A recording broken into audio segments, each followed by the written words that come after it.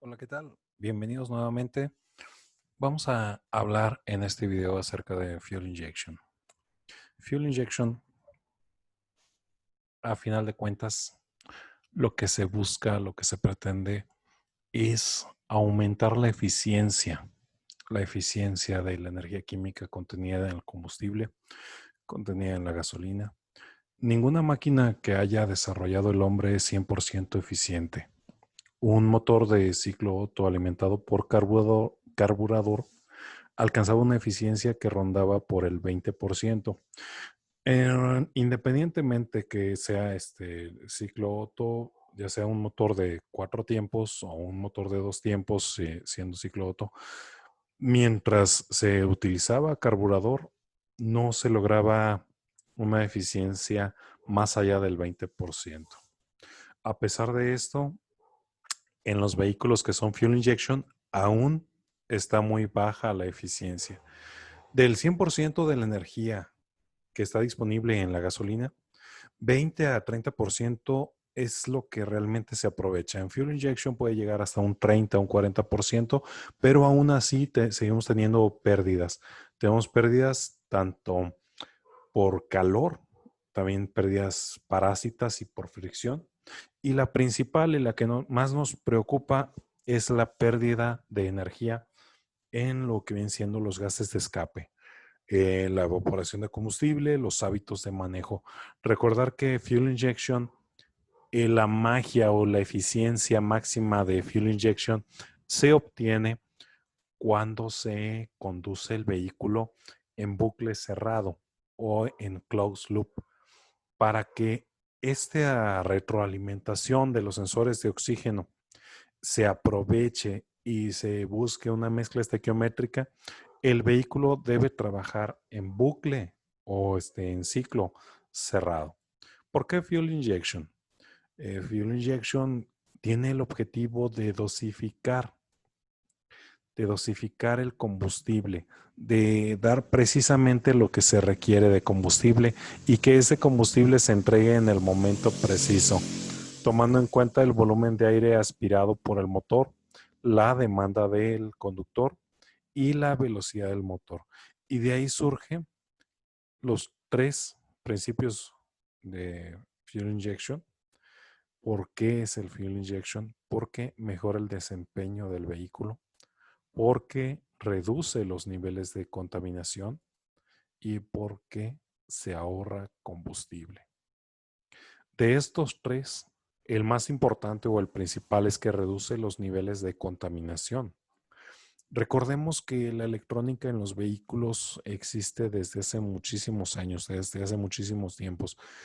Sin embargo, lo que pasa es que hay algo muy importante que son las emisiones que los vehículos lanzan hacia la atmósfera.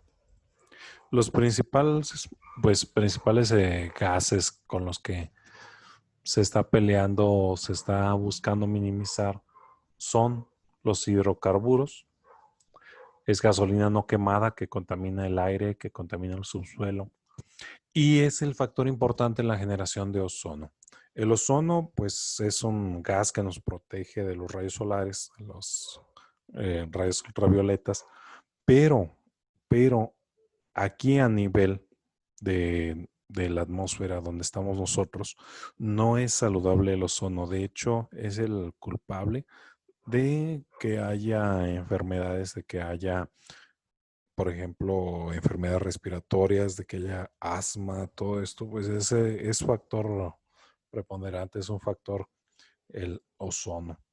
Otro gas contaminante es el monóxido de carbono, no el dióxido de carbono en sí. El dióxido de carbono, a final de cuentas, las plantas lo absorben y cuando es absorbido por medio de la fotosíntesis es transformado en oxígeno. En este caso estamos hablando del monóxido de carbono, que nos falta un elemento de oxígeno para formar la molécula de dióxido de carbono. Ese oxígeno que nos falta lo busca este gas, lo busca en la sangre y de ahí lo consume de nuestra sangre, consume ese oxígeno que le hace falta para hacer CO2. El monóxido de carbono es otro de los gases, pues, que queremos reducir, queremos minimizar con el uso de fuel injection. Los óxidos de nitrógeno, los NOx, aquí se le coloca una X porque en realidad puede tomar el valor de NO2, de NO, de NO3. Son gases a final de cuentas cancerígenos. Y estos gases son generados por altas temperaturas en la cámara de combustión. Estos tres gases principalmente son los que buscamos reducir o pues son los que buscamos minimizar mediante la implementación de sistemas anticontaminantes. ¿Cuáles sistemas contaminantes? Pues está incluido la PCB, que es un sistema bastante antiguo, el sistema EVAP, el sistema EGR y el catalizador de tres vías o three-way catalizador de tres vías. Tenemos aquí lo que viene siendo un gráfico en el que podemos notar que el CO, el HC y el NOx, hay un punto en el que coinciden que están más abajo. Ese punto que coinciden que están más abajo es cuando tenemos una relación de aire-combustible de 14.7 es a 1. Esa relación de 14.7 es a 1 es la relación estequiométrica. En la relación estequiométrica es cuando tenemos el CO, el HC, los hidrocarburos, el monóxido de carbono y los NOx o los óxidos de nitrógeno cuando los tenemos en su punto más bajo. También podemos notar que en esta mezcla estequiométrica tenemos los CO2 en su punto más alto.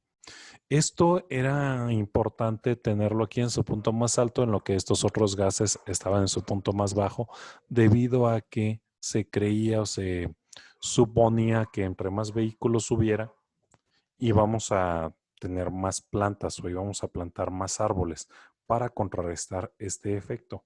Sin embargo, pues tenemos cada vez menos plantas, menos árboles, y esto provoca que cada vez se esté elevando los niveles de CO2, que se estén elevando en la atmósfera. La concentración de CO2 nos está provocando lo que es el efecto invernadero. El CO2, es actualmente el problema que se está enfrentando la industria automotriz y que de estar hasta acá arriba, queremos bajarlo. Para poderlo bajar, se han utilizado varias estrategias, pero lo que más ha funcionado es el utilizar la inyección directa de combustible o GDI o GDI, la inyección directa de combustible. De ahí, ¿por qué? Porque en la inyección directa de combustible se tiene que esta curva sigue disminuyendo conforme la mezcla estequiométrica se sigue empobreciendo. Tenemos el sistema EGR. El sistema EGR prácticamente lo que hace es que lanza gases de escape, gases inertes, gases que ya fueron quemados y que tienen poca presencia de oxígeno, los lanza hacia admisión. Eso tiene el fin de mezclar o de utilizar un espacio de lo que es el aire fresco de admisión para que cuando ingrese hacia el motor, este espacio que está ocupado por los gases de escape no sea útil, haya menos cantidad de oxígeno y al haber menos cantidad de oxígeno habrá menos temperatura en la cámara de combustión. Al tener menos temperatura en la cámara de combustión vamos a tener una reducción de los NOxes. El sistema PCB es el sistema más antiguo, es el sistema más viejo. Nació en 1970, estamos hablando que ya tiene prácticamente 50 años funcionando el sistema PCB. El sistema PCB lo que hace es que cada vez que está trabajando el pistón hacia arriba y hacia abajo, toda esa presión, todo eso acumulado de los gases que vienen aquí, se lanzan hacia el cárter. Es un efecto que se conoce como blow-by. Ese blow-by no es deseado que se esté generando una presión aquí en el cárter. Esa presión que se genera en el cárter debe haber alguna manera de liberarla. Entonces, para liberarla, se utiliza un ducto con una válvula. Esa válvula PCB es una válvula tipo check. Esa válvula, una vez que se sature la presión en el cárter, va a abrirse y liberar, dejar pasar esa presión hacia admisión.